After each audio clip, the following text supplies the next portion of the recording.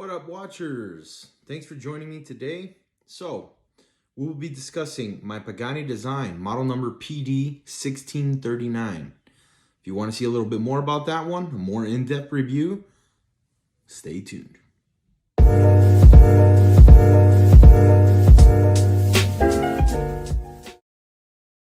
So, you already know the deal. Wrist check. My Seiko Tuna Solar. It's my first Seiko Solar watch. Or my first solar watch at all, actually. So, giving this bad boy some wrist time. So here's the star of today's show. Pagani design. And as you can see it looks a lot like the Rolex Submariner Hulk. And it is an homage of that timepiece. So what we have here is 43 millimeters case diameter. It is 13, just over 13 millimeters thick here. So we do have sapphire glass here, ceramic bezel, a really nice bracelet with solid end links, solid links. And there's the Pagani design logo along the clasp. I got a couple of little scuffs there already. Nothing too crazy though. I've had this thing for over a year now, and I've definitely got to know it, familiarize myself with it a little bit more. So the lume on this thing is not the absolute best, but for me that's not a big deal. The lume goes away after, let's say, 5-6 minutes. It's not very legible anymore. Again, not a big deal to me. That's what we have lights for. So, but yeah, so this thing is obviously powered by the Seiko NH35A automatic movement that you see going back there. And as I already said before, it's got the sapphire, great bracelet, a lot of things going for it. One of the best watches I own for under $100 for sure. It keeps accurate time. As you can see, it's got the signed crown there. Keeps really accurate time. I mean, it's a Seiko NH35. Tons of micro brands use that movement. And it's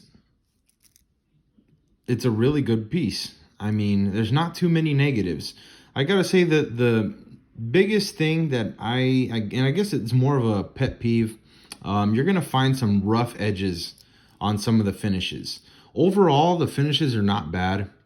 As you could see, the brushing going down the entire bracelet there. Some high polish along the sides of the case, and that follows down on the bracelet here and in the clasp.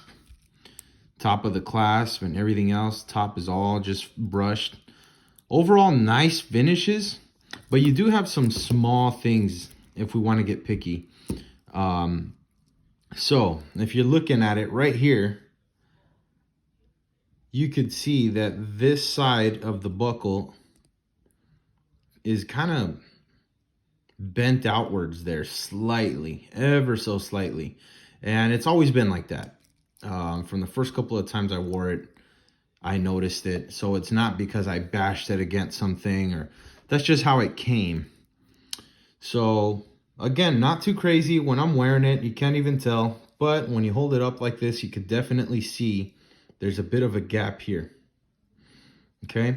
Also, I think because of that gap, it kind of doesn't align here perfectly. So you've got a little bit of a sharp edge right there. Again, I haven't cut myself on it or anything like that. It's nothing crazy. It's to be expected.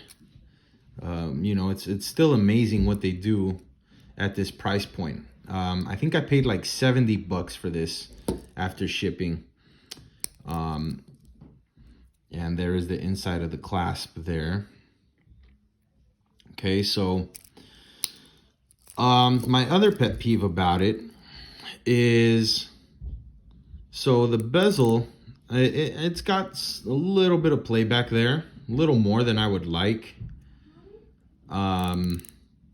But the clicks are nice.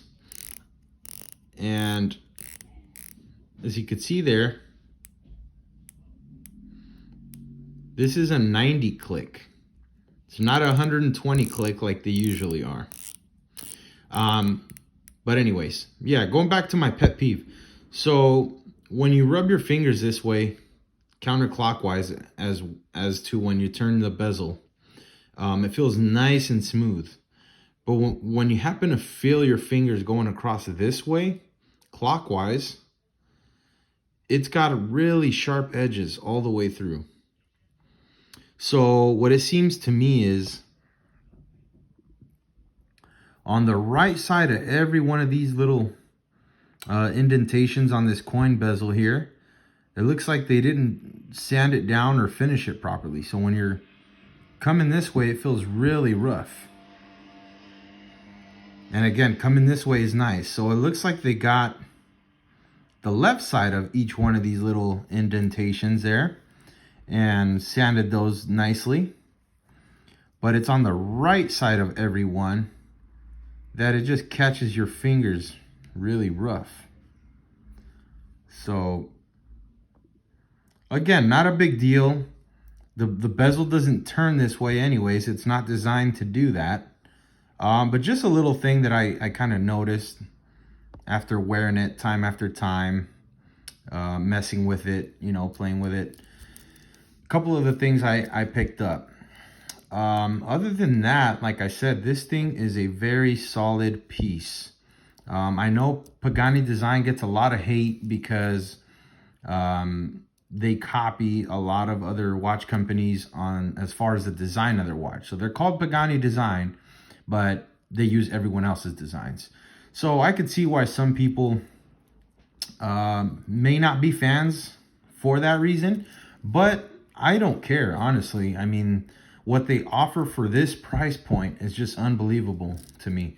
Even for some of these other micro brands, I mean, for what these guys offer you, a micro brand is probably going to be around 200 bucks for a watch like this.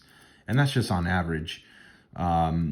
You know, not to mention these other big name brands out there, you're going to end up spending 500 bucks on a piece with these specs, with a sapphire crystal, you know, with a automatic movement.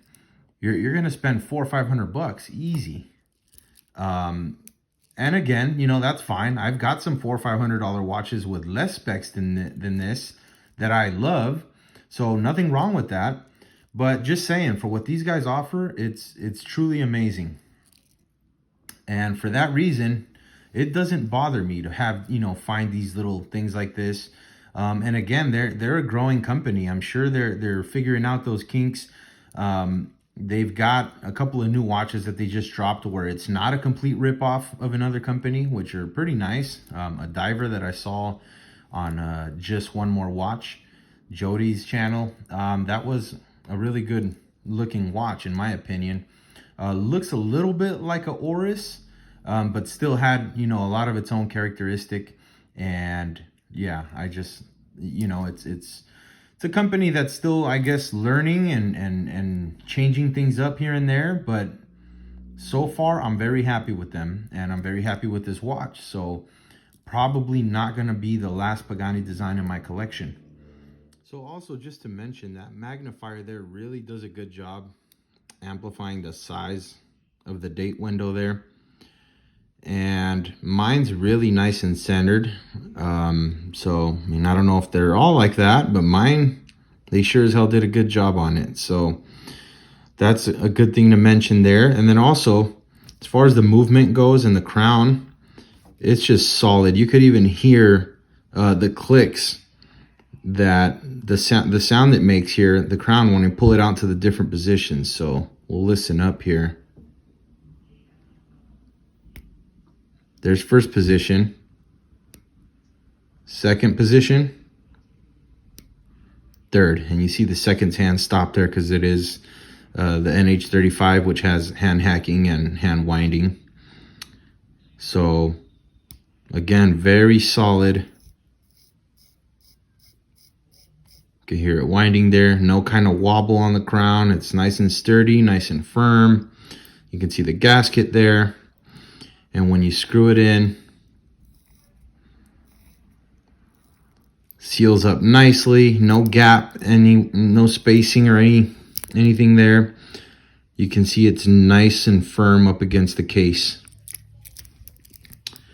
So yeah, very, very solid piece for the money.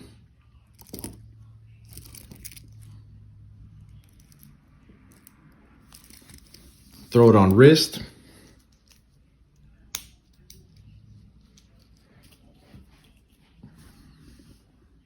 And that's what it looks like on my 8-inch wrist.